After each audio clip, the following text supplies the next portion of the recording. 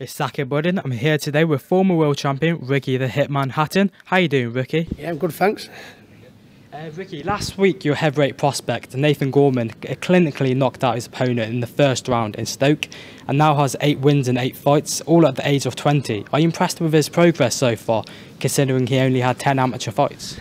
Yeah, delighted. To be honest, when he first come down and wanted to train here, obviously they filmed me and they said he had 10 amateur fights. He was already in the Great Britain squad, and when he come down, I think he was 18 and a half, you know what I mean? So it was very shocking to see, but also very exciting as going into being his trainer, and he's developing at a rate quicker and faster than he ever expected. So, but no, he's a great lad. He's wonderful talent. He puts it in as well, which is also the main thing. You've got to have all the ingredients, and he seems to have all them ingredients. The tougher fights are still yet to come, but he's ticking every box so far and more. How good do you think he'll be? I think he can be a world champion.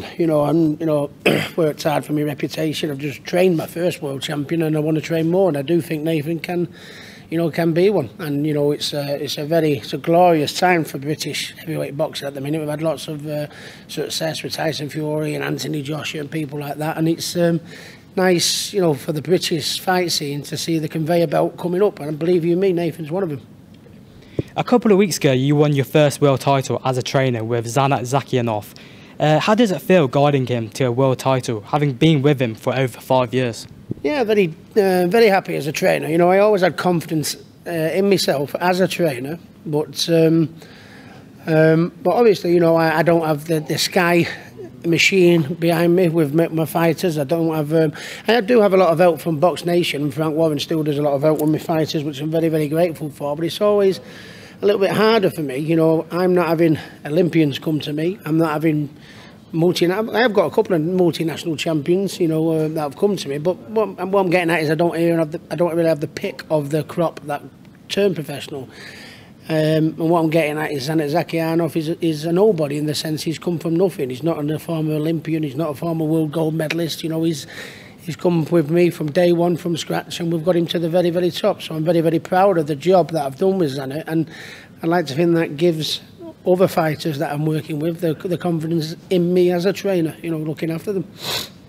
So, Kell Brook is set to face his mandatory versus Errol Spence. It's a very dangerous fight for Kell. So what do you think would happen if you were to lose? Do you think he'll lose a lot of respect from his casual boxing fans? Kell Brook, I don't think he'll lose. There's a fight he's got to be up for, and it's one he's got to be up for from a motivational point of view, that in the sense he's been looking for bigger names like Pacquiao and Khan and Mayweather and people like that. He's won his world title, which he's done, which is always the ultimate goal. He's made a few defences, so he's put a few pennies in the bank for him and his family. And then sooner or later, once you've ticked them boxes and you've done them things, you want to test yourself against the best. And Spence is a very dangerous fighter, but he's not one of them big names that Kell has been craved for. But I hope his motivation still remains the same as it was before he was champion, because if it's not, we've seen this so many times where fights where you're expected to when you don't, because you just haven't got the oomph that needs to perform at this level. So he's got to be as hungry, as determined as he is, as he always has been. And if he is, I think he'll beat Spence. But it's not an easy fight. He's been out for a bit as well. So yeah. Amir Khan is believed to agree terms with Manny Pacquiao for a super fight on April 23rd. Now, you fought Pacquiao at his best, and you're good friends with Amir. How do you see that fight going? Excuse me. I'd like to think Amir, you know what I mean, when the fight is made, if it's in Vegas or wherever it's made, I'll be booking my ticket and going cheering him on. He's my mate. But I think Manny Pacquiao, I think he's not the fighter he was, but I still think he has enough. I don't think he's got the firepower. He seems to have lost a bit of his power. I don't know where, but he's still got the ability. He still, looks like he's got plenty, and he still thinks he's got enough. I still think he's got enough in the tank. And the worry for me, for Amir being his mate and being a Brit, is the fact that he's had 3 crushing knockout defeats. I had a crushing one defeat. My one against Mayweather wasn't really what I would call a brutal knockout, but the one against Pacquiao was devastating for me. It was, one of the most horrendous knockouts you could see.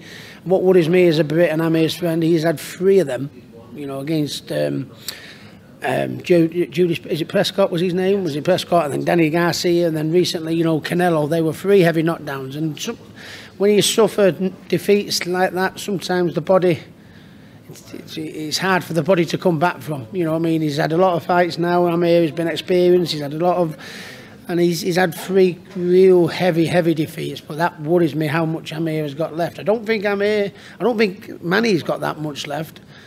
The question mark is how much has Amir got left after them 3 devastating knockouts which he's got. You know, if he has, he's certainly got the speed. He's probably got the speed over Pacquiao, you know, to be honest. And he was doing very well against Canelo, but that worries me, you know, the 3 heavy knockdown defeats. Can he come back? Has he got still the same in the tank after them 3 heavy knockdown defeats? But, you know, it's a real pick and fight. It's one of them fights where there's lots of questions, a lot of what-ifs. As a trainer's point of view, what would be some of the top tips you would give Amir going into this fight? I would keep the work rate high.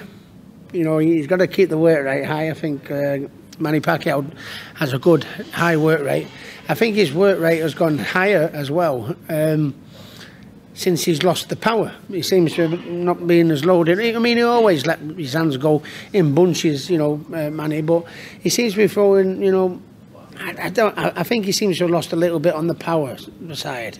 And famous last words, don't take that, you know, as gospel, Amir. But I mean, no, I think he has lost a little bit of the firepower. I think Amir, if he keeps the work rate heavy, you know, keeps the punches coming, uses his speed and tries to outwork and speed him in and out with his feet, which Manny is also very good at as well. I think he's got a good chance. Yeah.